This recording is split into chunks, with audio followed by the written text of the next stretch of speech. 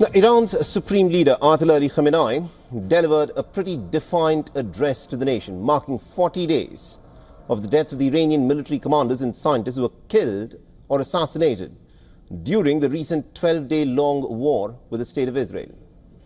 Now, this defiant speech came a day after the Israeli defense minister repeated his threat to assassinate the Iranian supreme leader, Ayatollah Ali Khamenei. The speech was as much a call to arms as it was a memorial. The Iranian supreme leader said that he will not abandon its twin foundations of religion and knowledge. Now, despite mounting international pressure, he also claimed that Iran had emerged victorious in this 12-day war with the State of Israel backed by the United States. He also proclaimed that the regime will elevate Iran to the heights of progress and pride. Now, Ayatollah Ali Khamenei told those who had gathered that Iran has once again demonstrated the strength of its foundations, and the Iranian enemies are hammering on cold iron. Now, Khamenei's message praised the memory of the top Iranian military commanders and the nuclear scientists who have been assassinated in what he described as the criminal Zionist attack of the 13th of June. Now, Ayatollah Ali Khamenei, however, did not comment on how the Iranian government plans to respond to the loss of its top decision makers, or as to how it will rebuild the fractured command and control systems that held its missile, nuclear and regional power strategies together.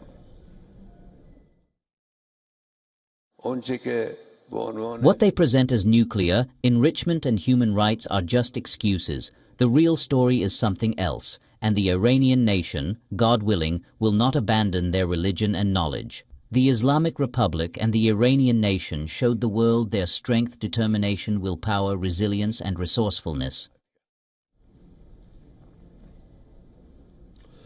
Now, the most striking aspect of Ayatollah Ali Khamenei's address was that he spoke while standing, a fairly an uncommon move for the Iranian leader, seen by many analysts as a deliberate show of defiance and resilience following the direct threats from the Israeli defense ministers, amongst others. Meanwhile, in a social media post, the Iranian Foreign Minister Abbas Araghchi has warned against any further acts of aggression against Iran, saying that Tehran will not hesitate to react in a much more decisive manner. On the 28th of July, remember, Trump had issued another warning to Iran as he held talks with the British Prime Minister Keir Starmer in Scotland. Trump said that Iran is sending some very bad and very nasty signals. If they start enrichment again, then we'll openly and gladly wipe it out faster than you can wave your finger at it. Now, Iran, which denies that it is pursuing nuclear weapons, has insisted that it will continue domestic uranium enrichment despite the recent bombings by the Americans of its 3 top nuclear sites. Last month, the United States had joined the State of Israel in its war and had launched attacks on the Iranian nuclear facilities that Washington claims were part of a program aimed at developing nuclear weapons. Now, Tehran insists that its nuclear program is intended solely for peaceful civilian purpose of generating electricity. All right, now joining us in the broadcast, we have Mr. Yusuf Jalali, who is a journalist who is joining us live from Tehran. Mr. Jalali, thank you very much indeed for joining us here on WION. Now, this of course, is a pretty important and a critical moment, is it not? The Iranian Supreme Leader, Ayatollah Ali Khamenei, has given a pretty defiant address. He was seen standing all throughout his address, insisting that Iran will continue with its nuclear program. What are we to read into this messaging? Well, of course, it was a rare appearance on the part of the Iranian Supreme Leader, Ayatollah Khamenei. He attended a ceremony that was aimed at honoring the nuclear scientists and the military figures who were lost during the 12-day Iran-Israel war.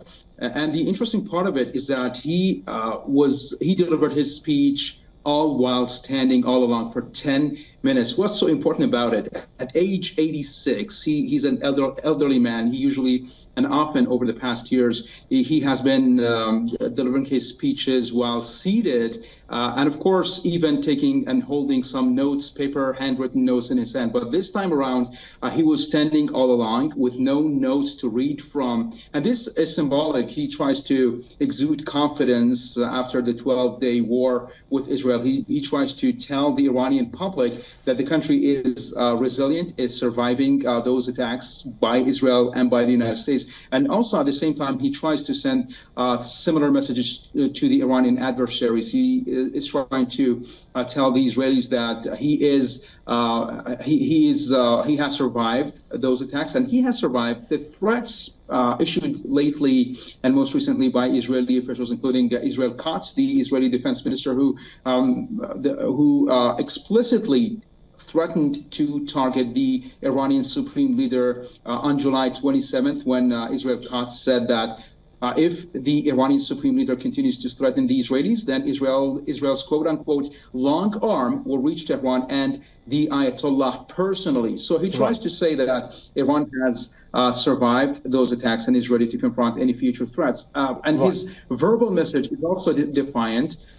He says that the country is ready to continue enrichment and is ready to continue to tread on the path of self-reliance. Right. Now, the Iranian supreme leader, of course, has survived, the war that happened, the 12-day-long war. But the question that obviously that everyone has on the top of their minds is twofold. Firstly, there is a ceasefire, but to what extent do the top Iranian leaders expect that this ceasefire with the state of Israel will last? And secondly, Iran is again engaging in negotiations with West. Why does Iran think it can trust the West this time round?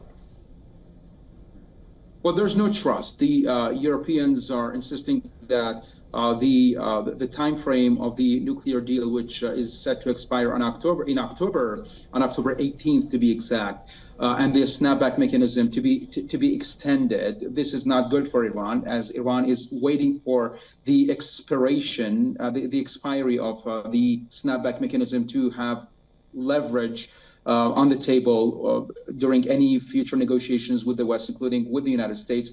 So this is a non-starter for Iran. Secondly, there's no trust. Iran does not trust the Europeans. It does not trust the Americans. Everybody knows what happened during 2018 when Donald Trump withdrew his nation from the 2015 nuclear deal, and then the Europeans followed.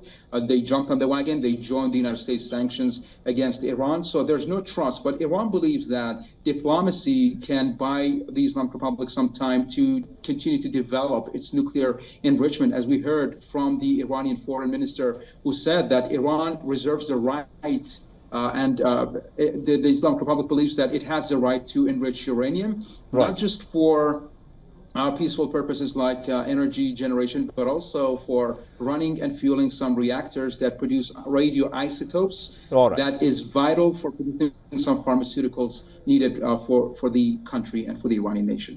Indeed. Thank you very much, Yusuf Jalali, for joining us from Tehran and getting us all those insights there.